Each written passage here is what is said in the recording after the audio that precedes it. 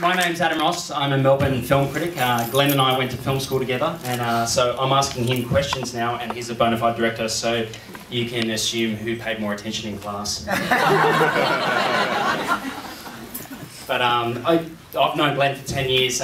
He is a true independent filmmaker, and he makes films for himself. I mean, you're just amazing what you do, so...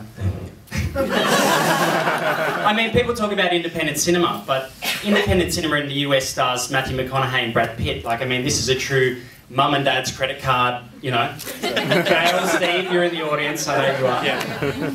But this is an evolutionary step forward in your filmmaking. And I think everyone in here has probably seen a Glenn Triggs movie before, hopefully, if they're friends and family. And I think you all have to admit this is a pretty fantastic achievement. Yes, they do. Now, it's ironic, because this isn't the most accomplished thing that you've ever made, but it's also the thing that you made the quickest.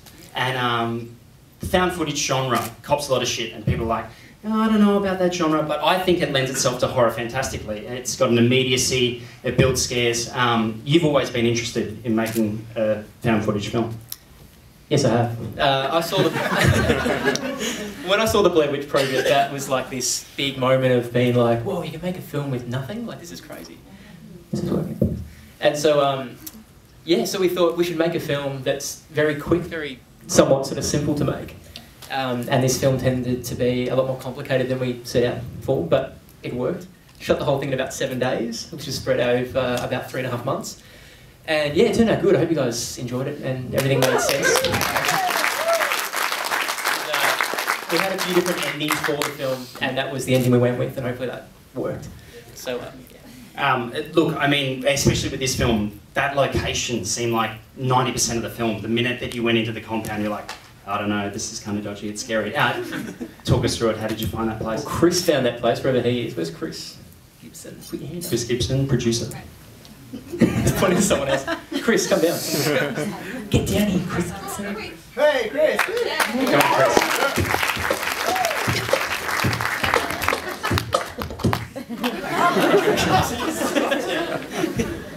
Now, Chris was actually the star of one of Glenn's previous films, a time travel drama, yeah, 41. Chris. Yes. And so you took the next step. Thanks. Yeah. And you have a little cameo in the film as well. I do, yeah. Did your fiancée really leave you? No, but I am an alcoholic.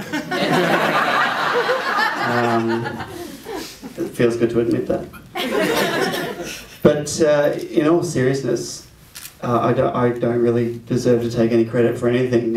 It's all Glenn, and anybody who knows Glenn knows that he's just a driving force. And once he gets an idea, he just does it, and he runs with it. And he's a genius. He's either the biggest idiot in the world or a genius. So yeah, and also the cast. You can't. Yeah. They're amazing. All of you were I'll give this back to Glenn. There was an interview done for Monster Pictures, and Glenn was getting interviewed, and they're like, oh, so when are you going to film? And he's like, well, I'm going to do it on the weekend, and I reckon that I'll probably get most of it. And the guy even laughed during the interview, and I listened to it, and I was like, no, like, Glenn's that pragmatic. Like, you will fucking film a whole movie in a weekend. You will do it. And I've never seen anything like it. Like, you will just roll with all the punches. Like, you'll get it done. And like, I mean... It's an intervention or something. Stop making films, stop making films. But I mean, like, if you can do this in 7 days, you know, like, I mean, the sky's the limit. But what are some of the challenges that you had making this film? Casting was a huge challenge for the film. It took a really long time to find Jane, who was the lead, and she's actually not here tonight, unfortunately, but she's great. We tested her... Really kill... Yeah.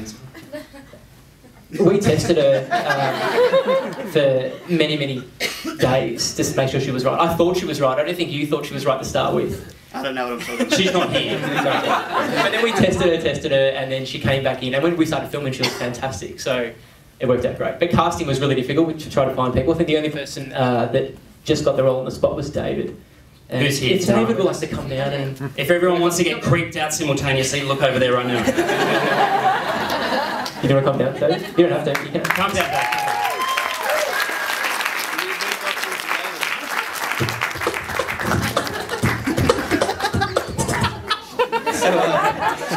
Yeah, David was in my last film, 41. He played Patient X alongside Chris. And yeah. Now, Dave, it's an inspired performance.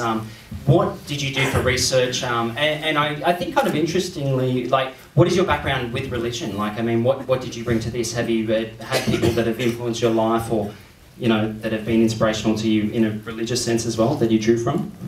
I don't think I've really got anyone in my life that was truly inspirational from a religious point of view. I mean, as a kid, I was very religious. Yeah. I think most of us go through that phase. And then Santa Claus? Well, you know, yeah, believe in Santa Claus and all that sort of stuff. I suppose I'm a kind of spiritual person rather than a religious person. But in terms of like researching the role for the movie, and thank you, Glenn. Because it was a wonderful. As soon as Glenn offered it to me, I was like, yes. So was I, actually. Just get away from the freaky Patient X person. But no, I just went online and started looking at cult leaders because I just didn't want to make this guy like just stereotypical. I had to find the humanity behind him. How many times did you watch The Wicker Man? Not the Nicolas Cage one as well. I wouldn't advise that for anyone. That's pretty quick. I can't do that. A couple of times. Yeah. Yeah. So I just basically found different cult leaders and I watched interviews with them and just researched them and tried to pull bits from each of them. I think, as I said before, the found footage aesthetic builds an immediacy, and when you were out there in the location, like, it was damn cold, wasn't it, Dave? Like, England, like, I mean, people were I actually thermals wasn't underneath. that cold because I had a jacket. I feel terrible for everyone else. It was meant to be snowing when we got there. I think we were told it was going to snow. It snowed the weekend before. Yeah, the weekend before it snowed, and we got up there and we said to everyone it's going to be freezing. Wear boots, wear thermals, wear all this sort of stuff. I know some people got quite cold. I don't think anyone got clinically. We were fine because we did have thermals and jackets and stuff, but you know, the kids, oh, you little troopers, yeah, you did it in a nightgown. So speaking of the kids, the two girls are here. Do you guys want to come up? From the film, yeah.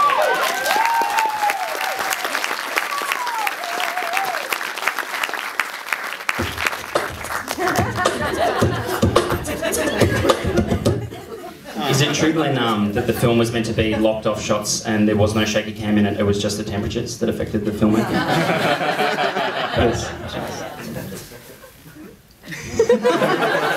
hope you prepared a speech. Come on. This is your first time on a film set, I imagine, girls? Yes, yes. Ashley and Zoe are their names. Ashley and Zoe. Was it weird for you to watch that then? Did you feel like you were making a happy, fun movie while you were making it? Yes. And was that kind of mortifying then to watch that then? Yes. Are you kind of scared of Dave now? No. No. Trust. Yeah. Well, talk me through the casting process with. You know, they say never work with animal or children, but I mean, obviously, the girls gave fantastic performances. Talk me through the casting process of the kids. Yeah, with the girls, we had a lot of kids coming. I remember those days of just kids coming in. And a lot of the kids were very distracted, you know, they were running around and changing accents mid-audition, which was really bizarre. And then, I remember when Ashley came in, she was just perfect straight away, and I was like, that's the girl. And everyone's like, I'm not sure, and I'm like, watch it again. And we got her to come back in for a test, and she was perfect, and I think she's great in the film. And then when Zoe came in, everyone was like, Zoe, perfect. So it was just, you sort of know, like you just kind of know when someone comes in and it's right. So the girls are great, like they were, you know, I was showing them some magic tricks, I think, during the shoot, and they were showing me all kinds of, like, cup song or whatever it was, and cool stuff like that. So no, it was great to have them around, so they're great in the film. So and I hope you're okay when you fell off the tree branch. I didn't know you were going to put that was okay. We made sure We it had was to okay. put that in. I mean, you told me that in this filmmaking process that you even set off like different crews to capture stuff, and I mean that's really brave as a filmmaker to allow other people to film things. And was it a case with this film of finding it in the editing? Did you have to like cobble it together with all the footage that you had, and then you knew what you had? Because you've said to me that you're quite loose with the script, that you're happy for actors to improvise and bring their own stuff to it. Yeah, I'm with the script. I think all these guys knew, like, we've got a few more actors here actually that are, do you guys want to come down and say a few words? I'm sure you're waiting to jump up. Fred, I'm looking at you, Fred,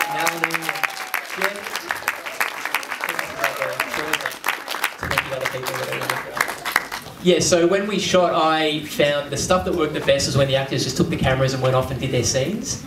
We actually tried to, I think I tried to direct you, Jeff, in a scene with Nalini, and it didn't work as well as when you guys just run off with the camera when you're talking about, you know, Star Wars and thrillers and stuff. So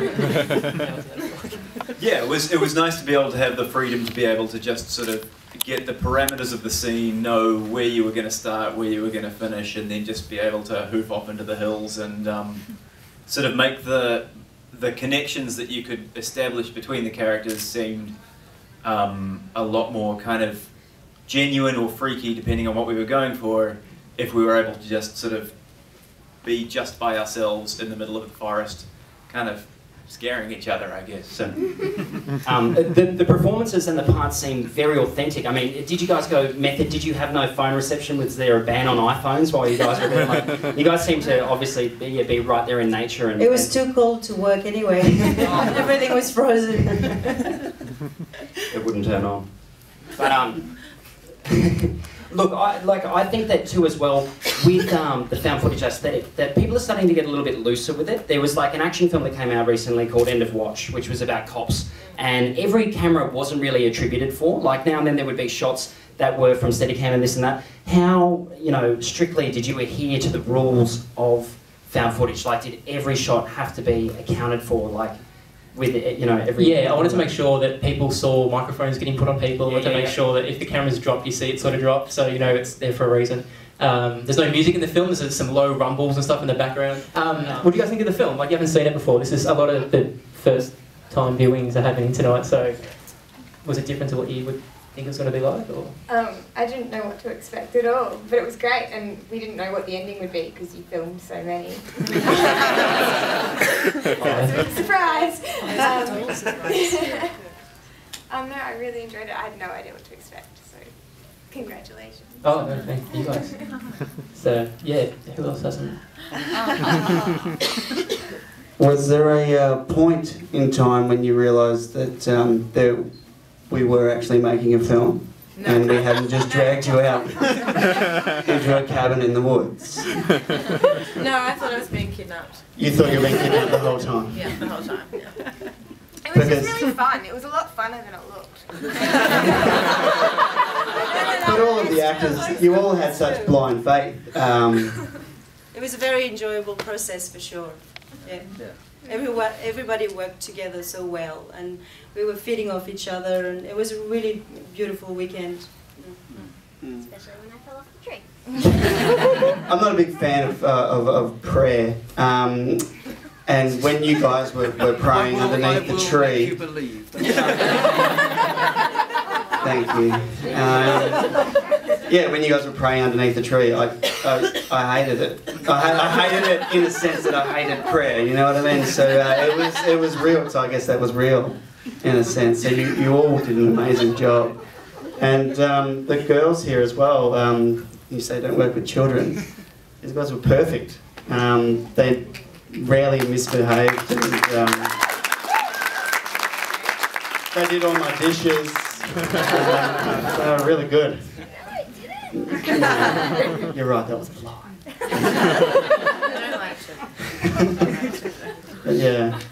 Meg actually rang up Triple J and did a bit of a pitch. Yeah. So she's kind of more famous than anybody. She spoke to the doctor. The doctor. Yeah. He said, have fun on Saturday, I won't be there. And I'm just like, well, stuff you then, you're missing a great horror film. But anyway, I really liked working with everybody. Glenn just has this way of finding the most fun people to work with on films. He's just uncanny. I don't know how he does it. But yeah, it's just really great. It was just like going on school to camp or like getting together with a bunch of mates for like a weekend and having some fun. Like we're all pretty inappropriate off screen, so it was fine. All about balls. I mean, like, we were like joking around and just like, it was just fun. It was just really fun. And the blood tasted great. It was maple syrup. So it was delicious. Smelled bad. So where to now for this film, Glenn? The Sundance announcement's December 2nd, I think it is, so we're hoping, fingers crossed for that. Who knows? I think we've got like a 60% chance. That's my actual thought. I reckon the audience was well and truly into that. Look, I mean, Monster Fest screenings are notorious for hollering and screaming and giggling, but everyone kind of seemed locked in their seats on this. They actually seemed, you know, really tractor beamed into it, so I think you got a good chance. Thank you. Good. You guys